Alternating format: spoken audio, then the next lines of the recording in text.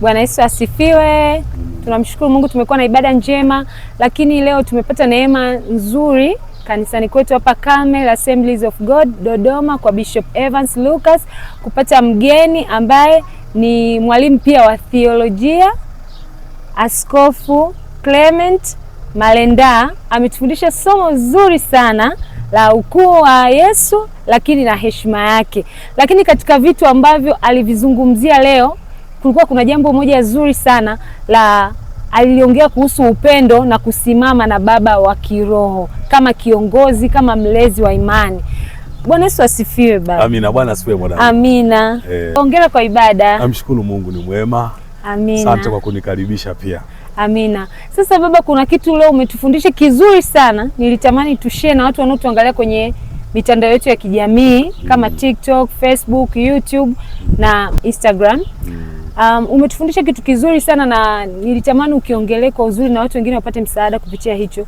Uliongelea habari ya upendo, ambao kwenye swala la upendo uliongelea upendo wa mtoto kusimama na baba wa kiroho, na ulimzungumzia Epafra ambaye ni mtoto wa kiroho kiimani wa Paulo, na ukazungumzia kwamba Paulo pale alipokuwa gerezani, Epafra alikubali kuacha yote na kila kitu, lakini aliamua kusimama na baba yake wa kiroho.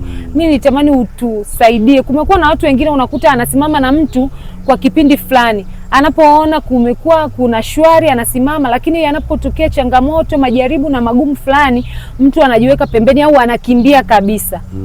Nitamani ushare na watu kidogo hapo. Amina. Asante sana. Asante, nashukuru sana. Asante mtangazaji. Kwanza niseme tu kwa majina yangu, naitwa Bishop Vincent Malenda. Ni askofu wa Calvary Assemblies of God. Lakini pia mimi ni mwenyekiti wa CPCT Dodoma Jiji, wilaya ya Dodoma mjini. Na ninamshukuru Mungu, ni moja ya majukumu yangu kama mwenyekiti kwenye msimu huu wa mwaka mpya kutembelea makanisa yaliyopo kwenye wilaya ya Dodoma mjini. Na nimepata mwaliko huu kutoka kwa askofu mkuu wa kanisa la Carmel Assemblies of God, Bishop Dr. Evans Chande. Namshukuru Mungu, tumekuwa na ibada nzuri kama unavyosema. Na nashukuru sana kwa hiyo changamoto ambayo mmeipata, ambayo pengine imewabariki na mngependa pia watu wengine wasikie. Ni ukweli usiopingika kwenye kizazi hichi. Kizazi hichi kimekuwa cha tofauti. Kimekuwa na watu ambao wanahudumiwa kiroho au wanazaliwa kiroho na mtumishi. Wanakuwa na upendo tu wakati mtumishi kwenye furaha na amani. Mtumishi akiingia kwenye changamoto yoyote ile, wao huwa wanamkimbia. Wanaondoka, wanatafuta kanisa lingine na wanamwacha katika zile shida na tabu. Hicho kitu si kizuri. Na kwa kweli katika mahubiri yangu ambayo yalikuwa na mambo mengi pale, nilizungumzia habari ya mtoto wa kiroho wa mtumishi wa Mungu Paulo, anayefahamika kwa jina la Epafra, ambayo Epafra baada ya kupata injili ya Paulo na kulelewa kiroho na Paulo, alikuja kufungua kanisa Kolosai. Na kanisa lake lilikuwa na matokeo mazuri tu, sio mabaya. Hapo baadaye akiwa na baba yake wa kiroho, naye anafanya huduma kwa namna moja au nyingine, baba yake akapata changamoto ya kukamatwa na Warumi kule Roma na kufungwa. Hilo jambo halikuwa zuri wala halikuwa jambo la furaha. Tunaona Epafra hakuridhishwa au hakuona kama ni jambo ambalo lingekuwa tu la baba yake wa kiroho peke yake. Epafra, pamoja ya kwamba alichukua mzigo wa kumuombea na kumtia moyo kwa namna alivyoweza, bado Epafra alifunga safari kwenda gerezani kule Rumi kumuona baba yake wa kiroho ili kumtia moyo na kusimama naye kwenye kipindi hicho, lakini kuthamini huduma yake. Hata kama yuko gerezani, bado Epafra aliamini atabaki kuwa baba na anaweza akata na mchango wa mawazo. Kwa hiyo Epafra bado alikwenda ku seek advice kwa baba yake wa kiroho. Kwa hiyo unaweza ukaona Epafra alisimama na mzazi wake wa kiroho kwenye nyakati zote. Alionyesha upendo wa dhati kwa baba wa kiroho hata kwenye nyakati ambazo baba wa kiroho yuko kifungoni. Hana namna, hawezi kuzungumza na watu. Kama ambavyo tunafahamu gereza sio kitu cha kawaida. Lakini bado Epafra alionyesha ushirika wa dhati na baba yake, heshima na kumthamini hata akiwa kwenye nyakati hizo ngumu.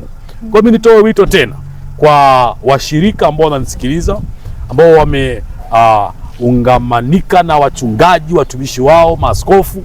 Ni vizuri kusimama na watumishi wa Mungu nyakati zote, isiwe nyakati za raha tu, hata zile nyakati ngumu. Unaambiwa mchungaji anaumwa, huo ndio wakati tunaamka wote kwa pamoja, tunamuona, tunamshika mkono, anatuelekeza, tunamsaidia. Unaambiwa wachungaji, kuna wakati wa kukataliwa kama vile Paulo alipokuwa anakataliwa. Na hata kizazi hichi kuna wakati watu wanaibuka wenye nia mbaya, hawamtaki mchungaji tena kwa makusudi, waweza kutafuta sababu za uongo, za uzushi. Unaona? Maandiko yanasema katika kitabu cha Mathayo sura ya 5, heri ninyi watakapowashutumu na kuwanenea kila neno baya kwa uongo. Kuna wakati watumishi wa Mungu wananenewa maneno mabaya tena kwa uongo. Washirika wasipokuwa na uwezo wa kukamatana na baba zao wa kiroho kwenye nyakati hizo, ni hatari sana. Ndio unashangaa tunapoteza vipawa vya watu, tunapoteza watumishi wazuri, kwa sababu wale watoto wao wa kiroho wamewaacha kwenye nyakati ngumu za changamoto. Kwa hiyo mimi nitoe wito sana, kama unanisikiliza na pengine unatamani kutafakari jambo hili, tafakari kwa kina. Onyesha upendo na mshikamano na sapoti yako kwa mtumishi wa Mungu anayekulea nyakati zote. Amen. Na hasa nyakati ngumu, ndio uwe karibu naye kuliko zile nyakati za kawaida, kwa sababu anakuhitaji sana. Amen. Asante sana, Mungu akubariki. Nashukuru sana. Nashukuru mtangazaji kwa kutaka kuongea na mimi kidogo. Amen. Amen. Mungu akubariki sana baba kwa muda wako. Asante sana. Nashukuru pia. Nashukuru sana mwanangu. Amina. Uwe na Jumapili njema. Amina, asante sana. Amen. Haya. Amen.